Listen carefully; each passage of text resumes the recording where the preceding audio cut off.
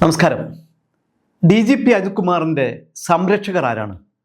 ആലപ്പുഴയിലെ രക്ഷാപ്രവർത്തന case അട്ടിമറിച്ചിൽ ADGP MR Ajith കുമാറിനെതിരെ ഗുരുതരമായ ആരോപണങ്ങളാണ് പുറത്തു വന്നത്.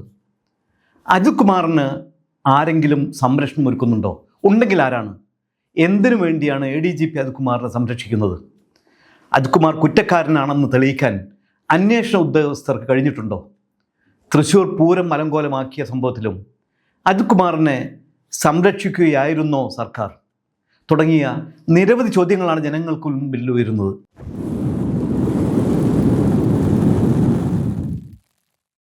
ആലപ്പുഴ രക്ഷാപ്രവർത്തനം കേസിൽ അന്വേഷണ ഉദ്യോഗസ്ഥരെ വിളിച്ചു വരുത്തി റിപ്പോർട്ട് തിരുത്തി എഴുതാൻ ADGP നിർദ്ദേശം നൽകിയെന്നായിരുന്നു പ്രധാന ആരോപണം. അതുവഴി കേസ് അട്ടിമറിച്ചെന്നും സംഭവത്തിൽ ഇരയാക്കപ്പെട്ട നിലവിലെ MLA AD തോമസ് ആരോപിക്കുന്നു. രക്ഷാപ്രവർത്തനം കേസ് വീണ്ടും അന്വേഷിച്ച SIT ADGPയുടെ പങ്കും അന്വേഷണ വിധേയമാക്കിയിരുന്നു. അതനുസരിച്ചാണ് റിപ്പോർട്ട് DGPക്ക് കൈമാറിയത്. എന്നാൽ അതിൽ ചില ചോദ്യങ്ങൾ DGP ചോദിക്കുകയും അതിൻ്റെ അടിസ്ഥാനത്തിൽ വീണ്ടും ചില തെളിവുകളുടെ അടിസ്ഥാനത്തിൽ അന്വേഷണ റിപ്പോർട്ട് DGPക്ക് കൈമാറുകയും ചെയ്തിരുന്നു. ഇതിനെ തുടർന്നാണ് ADGP MR അജിത് കുമാറിൽ നിന്ന് വിശദീകരണം തേടാൻ DGP തീരുമാനിച്ചു എന്ന വാർത്തയും പുറത്തു വരുന്നത്. കഴിഞ്ഞ ഇടതുമുന്നണി സർക്കാരിൻ്റെ കാലത്ത് തന്നെ അജിത് കുമാറിനെതിരെ നിരവധിയായ ആരോപണങ്ങൾ ഉയർന്നു വന്നിരുന്നു. അതിലൊന്നാണ് തൃശ്ശൂർ പൂരം അലങ്കോലമാക്കിയ സംഭവം. BJPക്ക് രാഷ്ട്രീയ നേട്ടമുണ്ടാക്കാൻ തക്ക രീതിയിൽ അജിത് കുമാർ പ്രവർത്തിച്ചു എന്നുവരെ ആരോപണം ഉയർന്നിരുന്നു. അജിത് കുമാറിനെതിരെ അന്നത്തെ ഭരണകക്ഷിയിൽപ്പെട്ട CPI വരെ രംഗത്ത് വന്നിരുന്നു. എന്നാൽ നടപടിയെടുക്കാൻ പിണറായി സർക്കാർ തയ്യാറായില്ല എന്ന് കാണാൻ കഴിയും. അന്ന് LDF സർക്കാർ സംരക്ഷിക്കുന്നു എന്നായിരുന്നു ആരോപണം. RSS നേതാക്കളെ ADGP സന്ദർശിച്ച് ചർച്ച നടത്തിയെന്ന വാർത്ത ഇതിനിടയിൽ പുറത്തു വന്നിരുന്നു. എന്തിനായിരുന്നു ഇടതുമുന്നണി സർക്കാരിൽ ഒരു മുതിർന്ന പോലീസ് ഓഫീസേഴ്സ് RSS നേതാക്കളെ സന്ദർശിച്ചത് എന്ന ചോദ്യത്തിനും വ്യക്തമായ മറുപടി ഉണ്ടായില്ല. അപ്പോഴും ഇടതു മുന്നണി സർക്കാർ ആരോപണങ്ങൾക്ക് ഇരയായി. അതിനുശേഷമാണ് അന്നത്തെ മുഖ്യമന്ത്രിയായിരുന്ന പിണറായി വിജയനെ കരിങ്കൊടി കാണിച്ച യൂത്ത് കോൺഗ്രസ് പ്രവർത്തകരെ മുഖ്യമന്ത്രിയുടെ ഗൺമാന്മാർ മർദ്ദിക്കുന്ന സംഭവം ഉണ്ടാകുന്നത്.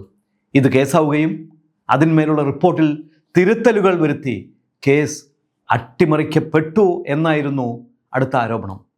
ADGP കേസ് ഡയറി തിരുത്തി എഴുതുന്നതിന് നിർദ്ദേശം നൽകിയെന്നും അന്വേഷണ ഉദ്യോഗസ്ഥനെ വിളിച്ചു വരുത്തി നിർദ്ദേശങ്ങൾ നൽകി എന്നുമാണ് വാർത്തകൾ വന്നത്. UDF സർക്കാർ അധികാരത്തിലെത്തിയപ്പോൾ ആദ്യമെടുത്ത തീരുമാനങ്ങളിലൊന്ന് ഈ കേസ് SITയെ കൊണ്ട് അന്വേഷിപ്പിക്കുക എന്നതായിരുന്നു.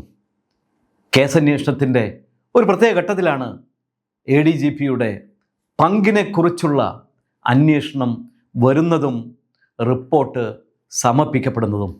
എന്നാൽ അതിന്മേൽ നടപടിയെടുക്കാൻ എന്തുകൊണ്ട് വൈകുന്നു എന്നതാണ് പ്രസക്തമായ ചോദ്യം. അന്വേഷണ റിപ്പോർട്ടിൽ നടപടിയെടുക്കാൻ കാലതാമസം വരുമ്പോഴാണ് ജനങ്ങൾക്കിടയിൽ സംശയം വർദ്ധിച്ചു വരുന്നത്. ADGPക്കെതിരെ നടപടി എടുക്കണമെന്നല്ല ട്രയാങ്കിൾ ആവശ്യപ്പെടുന്നത്, മറിച്ച് ഇക്കാര്യത്തിലുള്ള ദുരൂഹത നീക്കാൻ സർക്കാരിന് കഴിയണം.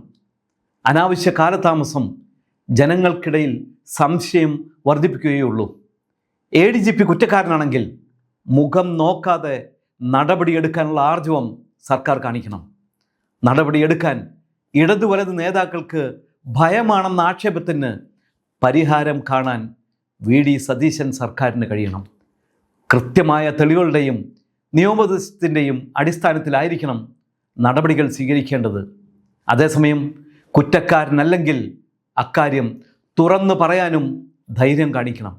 ഒരു ഉദ്യോഗസ്ഥൻ മാത്രം ഇത്രയേറെ ആരോപണങ്ങൾക്ക് വിധേയമാകുന്നതിൻ്റെ കാരണം കൂടി അന്വേഷിക്കേണ്ടതാണ് എന്നതാണ് ട്രയാങ്കിളിൻ്റെ അഭിപ്രായം. കേരളത്തിൽ നിലവിൽ എത്രയേറെ പോലീസ് ഉദ്യോഗസ്ഥരാണ് സ്തുത്യർഹമായ രീതിയിൽ പ്രവർത്തിച്ചു പോരുന്നത്. അവർക്കെതിരെയൊന്നും ഉയരാത്ത ആരോപണങ്ങളാണ് ADGP MR അജിത് കുമാറിനെതിരെ മാത്രം ഉയർന്നു വരുന്നത്. വിവാദ വിഷയങ്ങളിൽ സംശയത്തിൻ്റെ നിഴലിലാണ് ഈ ഉദ്യോഗസ്ഥൻ എല്ലായ്പ്പോഴും. എന്തുകൊണ്ടാണിത്? ചിന്തിക്കേണ്ടതല്ലേ? അന്വേഷിക്കേണ്ടതല്ലേ? ഏതായാലും ഉത്തരം കിട്ടാതെ പോകുന്ന ഇത്തരം ചോദ്യങ്ങൾക്ക് വരും ദിവസങ്ങളിൽ മറുപടി നൽകാൻ സർക്കാരിന് കഴിയുമെന്ന് നമുക്ക് പ്രത്യാശിക്കാം. അടുത്ത ദിവസം മറ്റൊരു വിഷയമായി വീണ്ടും വരാം. അതുവരെ നന്ദി, നമസ്കാരം.